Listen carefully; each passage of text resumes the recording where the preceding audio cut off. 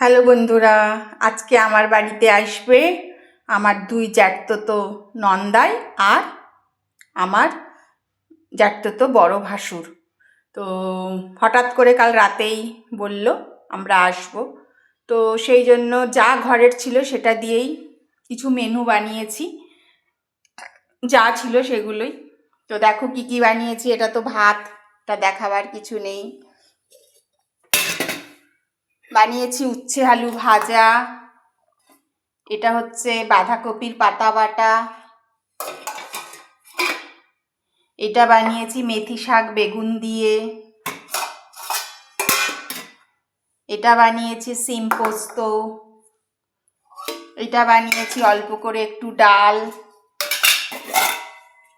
আর এটা বানিয়েছি একদম টাটকা মাছের মানে মাছ আর কি, সেটা কাঁচকলার আলু দিয়ে। এই মেনুই করেছি। আগের থেকে জানা থাকলে অন্য কিছু ব্যবস্থা করা যেত, কিন্তু এই। থ্যাংক ইউ বন্ধুরা, দাদারা ঢুকুক তখন দেখাবো আমার ঘরে। Thank you.